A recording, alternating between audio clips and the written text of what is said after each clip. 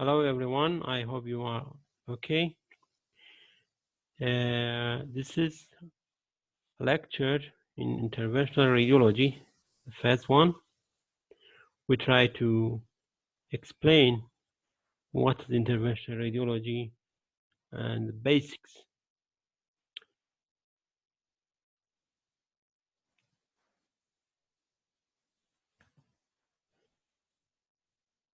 Interventional radiology is a various percutaneous techniques which is done by radiologists under imaging control. So we use image guide, ultrasound, fluoroscopy, CT, or sometimes MRI to do a lot of procedures which may modify or replace surgery. The importance of intervention is that it is done percutaneously and under local anesthesia. So we do a needle prick or just a small incision, usually less than 5 millimeters, as a local anesthesia and under guidance of ultrasound or fluoroscopy or CT, usually a day case, to replace sometime a major surgery. How? So we need tools to do these procedures. There are a lot of tools, hundreds or maybe thousands for different procedures, but the main principle is same. First of all, we have to do access to the site of our procedure, which may be a lumen of an organ or a vessel or a cavity collection. So we need a needle like this one. We need a guide wire. This is a J-shaped guide wire to pass through the needle to the area. Then we can remove the needle, and we need a dilators to dilate our track over the guide wire, which as a roadmap. Then we can put whatever we want, like this pigtail multi-hole catheter, into the lumen of the cavity or collection. And this is connected to urine bag. So there are a lot of tools. These are the basics tools which is used for drainage of a cavity. Nearly all the access is same by a procedure or a technique which is called Seldinger technique, which means we percutaneously we go to the lumen of the vessel or the cavity by a needle. Then we put a guide wire inside the lumen through the needle, like this one. Then we remove and pull the needle, retaining the guide wire in place. Now we can make a prick or small cut at the side of our guide wire to widen the incision or the entrance. Then we can introduce a sheath or a catheter, and finally we can remove the guide wire, retaining the sheath in place. Through this sheath or this catheter, we can do our procedures. This is the simplest way of Seldinger technique. There are a lot of radiological interventions. One of them is angioplasty, which means dilatation or widening of a narrowed vessel.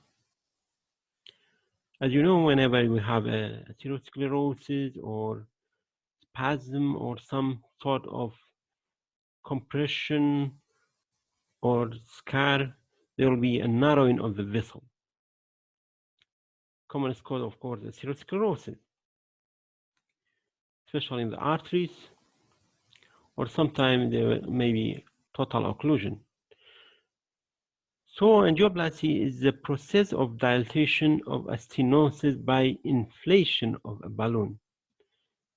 We put a balloon in deflated, collapsed state inside the stenosis. Then we inflate the balloon like this at exactly the point of stenosis to dilate the stenosis. Like this diagram, this is a vessel with severe atherosclerosis. We managed to guide our guide wire through the stenosis, then we introduce our balloon in a deflated state, collapsed state.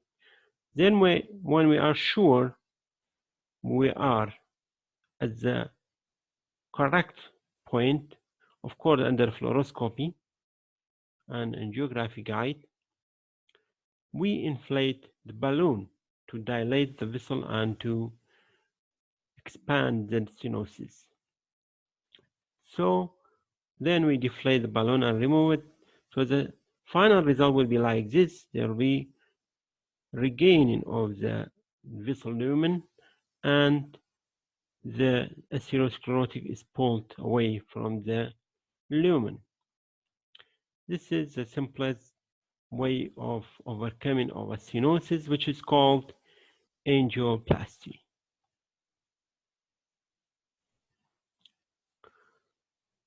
This is another case. We can see multi-level atherosclerotic plaque, and sometimes there may be a thrombus, especially if there is a fresh thrombus. We can bypass by guide wire. Then we push our balloon to the level of the stenosis, and this is before we position the catheter in this area and we inflate the balloon.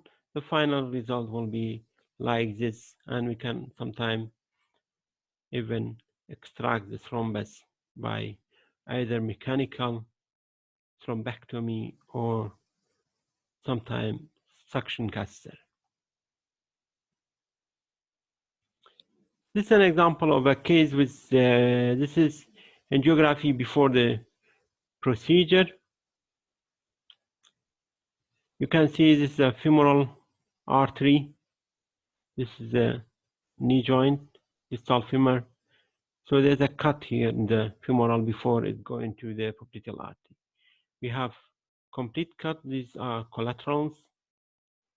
So we can manage to put a guide wire here, then to dilate by angioplasty. This is the final result. You can see regaining of the vessel lumen, and the flow is going to the popliteal artery without any problem. So this is a very nice case. This was just a balloon angioplasty, but sometimes when we remove the balloon, or shortly after that, maybe within days, weeks, or sometimes months, there will be re-collapse of the vessel or restenosis, because this atheroma will then become stenotic again, and the vessel wall may shrink. So at that time, we can put something to prevent this recoiling of the stenosis, which is called a stent. The stent, usually it's a metallic, like this one. It is a net-like,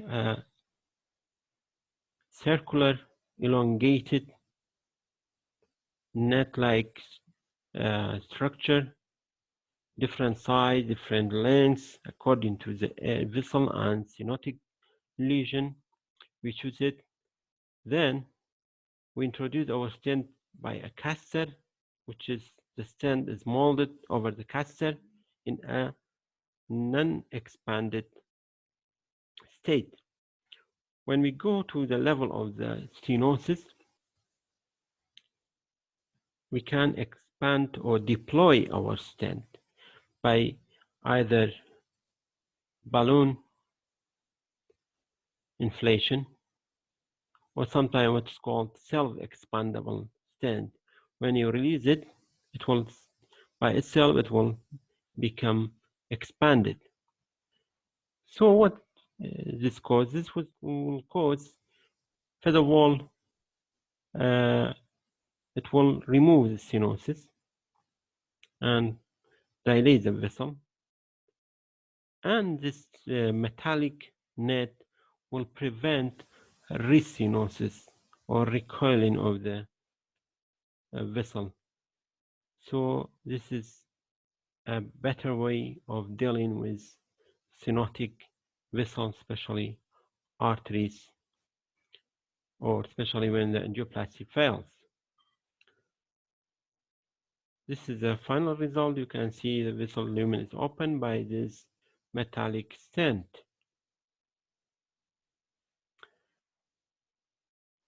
Usually this stent, the net is porous, so if you have a branch, for example, here, you have a branch, the blood will flow to it.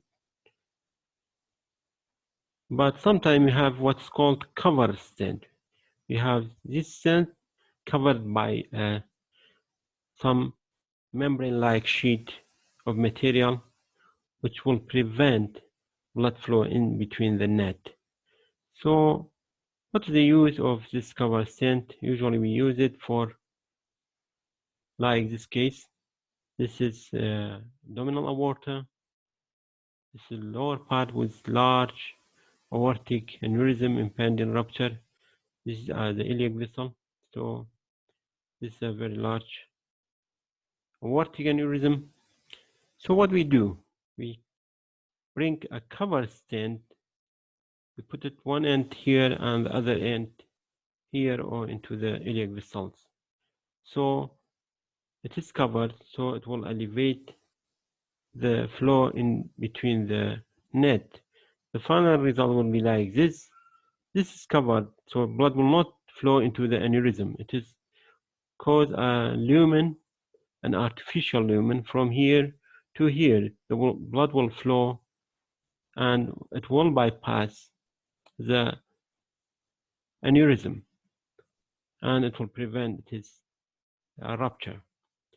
So this is another use of stent, but this should be a cover stent.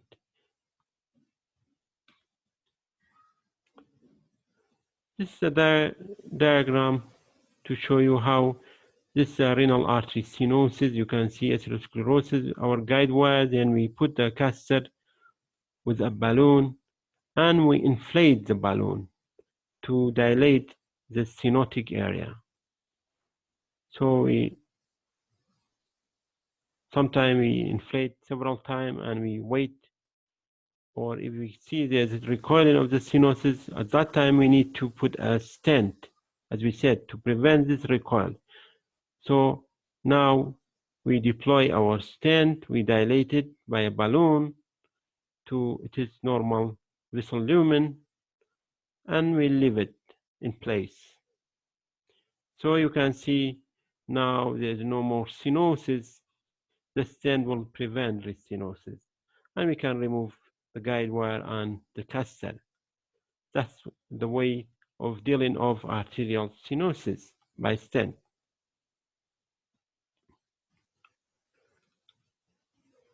Sometimes we have a thrombus inside the vessel. So this is called thrombolysis. We can give thrombolytic drug by intravenously, but usually they act very slowly and sometimes useless.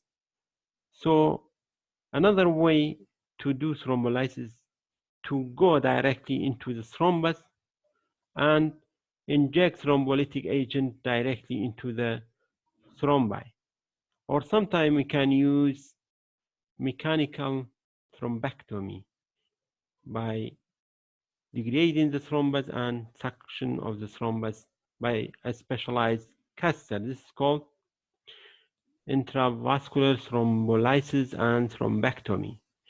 In acute cases, nowadays we can use it in different parts of the body. Even in a case of cerebral infarction, in the first 6 hours after the infarction, it is very useful. Or sometimes we have the thrombus which need to prevent its propagation from deviation of the lower limb toward the pulmonary. We can put an inferior vena cava filter. In cases when there's contraindication to thrombolytic drugs, or sometimes even with thrombosis, thrombolytic drug, recurrent emboli. So in such patients, we need to protect the patient, the lung, from these thrombi. So what we do, we can put a filter in the inferior vena cava. Like this case, this is a specialized inferior vena cava filter, which is some metallic net inside the lumen of the vessel. So this is our filter inside the inferior vena cava. This is the venography. After a while, you can see there's a large thrombus which is held up by this filter, preventing its propagation to the lung and pulmonary embolism. So this is a way of prophylaxis of pulmonary embolism. Or sometimes we use therapeutic embolization. We ourselves induce emboli or obliteration of the vessel, for example, in case of vascular tumor, to cut its blood supply, or sometimes in case of bleeding tumor or trauma and severe uncontrolled bleeding. At that time, we can do therapeutic embolization. And thank you.